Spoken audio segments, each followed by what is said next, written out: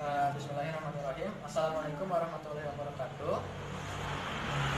Kami dari kampus STI Gizi Bogor ingin melakukan tugas mewawancarai pengusaha UMKM di Kota Bogor.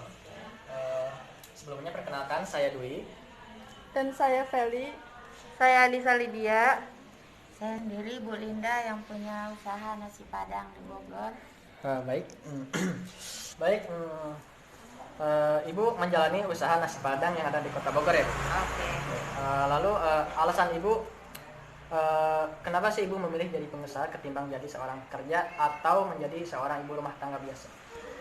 Kalau saya sendiri kan asalnya dari Padang, terus nasi Padang itu pada digemari di mana-mana.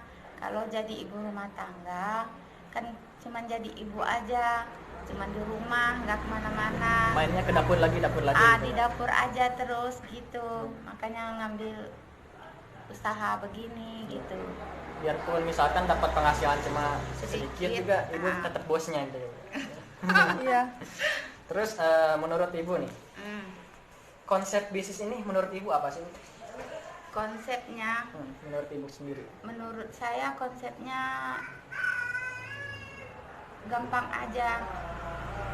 Dalam arti kan nasi Padang digemari di mana-mana, terus saya sendiri orang Padang jadi gampang itu ngeramuannya semua. Jadi intinya Ibu tuh udah ngerti buat Udah rumus-rumusnya ngerti kali semuanya, ini. rumus-rumusnya gitu. Terus Ibu ini bagaimana caranya ngerencanain bahwa bisnis Ibu ini bisa bertahan lama gitu, berjangka panjang gitu?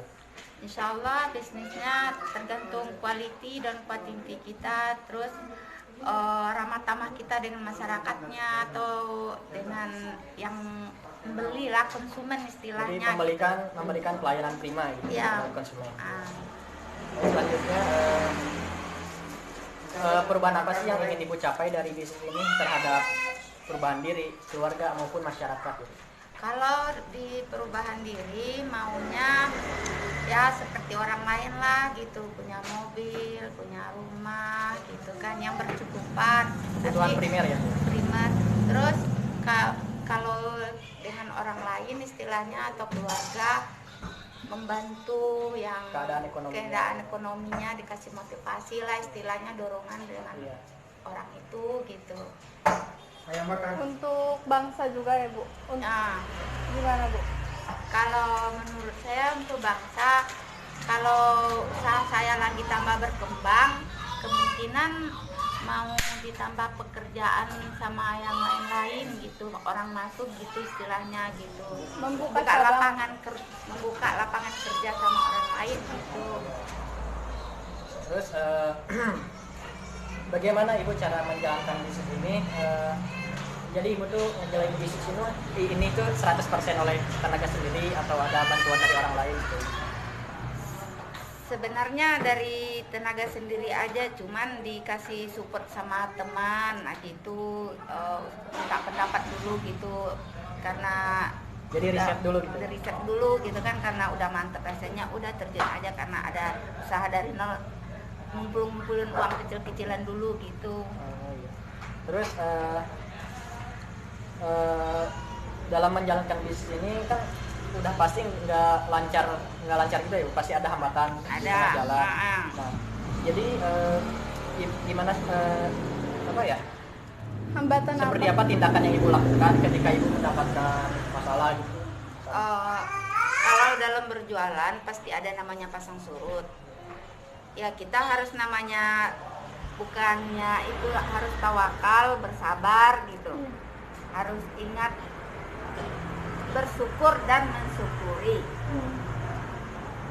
Jadi konsepnya itu bisnis itu bukan hanya untuk mengejar uang semata gitu ya? Bukan, harus ingat juga. Iya. Jadi biar seimbang gitu ya Bu ya? Ya udah. Lalu selanjutnya omset per bulan Ibu ini dalam menjalankan usaha berapa Ibu kira-kira? Kalau masalah omset, masalahnya malu sih ngomongnya gitu kan. Yang namanya rezeki kadang-kadang ya bersihnya ada 200 satu hari. Kadang-kadang kalau pas ramenya ada ada 300, ada 500, Itu nggak menentu bersihnya itu ya, Bu? bersihnya, tapi nggak tiap hari, yang namanya Fluktuatif, jualan, naik turun. naik turun gitu kan. Nasi Padang ini di Indonesia banyak ya Bu yang bukan ya Bu ya. Nah, di mana-mana merata Iya. gitu. nah, jadi gimana cara Ibu buat bersaing dengan toko-toko nasi Padang lain? Bu? Apakah mulai dari pelayanan yang beda, produk-produk makanan yang lebih berkualitas daripada yang lain, gitu? Supaya menarik minat konsumen. Oke. Pertamanya kalau di warung saya sih gitu kan, kualitinya, ciri khas Padangnya jangan dihilangkan. Jadi tetap kental gitu. Ya, terutama dari cabai hijaunya gitu. Terus dari rasa, terus pelayanan juga gitu. Istilahnya bersaing itu secara sehat gitu. Dari kebersihan juga dijaga gitu. Ya. Jadi itu ya alasan Ibu buat para konsumen itu harus beli di Ibu gitu ya Bu. Insya Allah mereka akan kembali lagi Ya. gitu. Jadi repeat order gitu ya Bu ya. Jadi beli lagi gitu. Jadi konsumen loyal lah istilahnya. Beberapa poin yang ingin kita tanyakan Bu. Kurang lebihnya mohon maaf apabila ada salah kata dari saya maupun teman-teman saya, walaupun dari tadi nggak ngomong ya. Iya. Baik, terima kasih Ibu. Wassalamualaikum warahmatullahi wabarakatuh. Waalaikumsalam warahmatullahi wabarakatuh. Jadi setelah melakukan wawancara UMKM Nasi Padang, kami dapat menyimpulkan. Yang pertama, kesimpulannya, ibu pedagang nasi Padang tersebut dia berani berubah dalam arti dia dapat keluar dari zona nyamannya. Dari kebanyakan ibu-ibu hanya memilih untuk menjadi ibu rumah tangga saja. Namun Ibu Linda ini dia lebih memilih sebagai pengusaha nasi Padang agar kehidupan dirinya dan keluarganya tercukupi, dan setidaknya kalau dia memiliki usaha, dia yang menjadi bosnya dan dia yang mengatur kendalinya. Udah, yang kedua, jadi membangun impian. Jadi ibu itu kan mempunyai impiannya itu pengen punya rumah sendiri, pengen membuka cabang untuk lapangan kerja juga, memperluas lapangan kerja juga.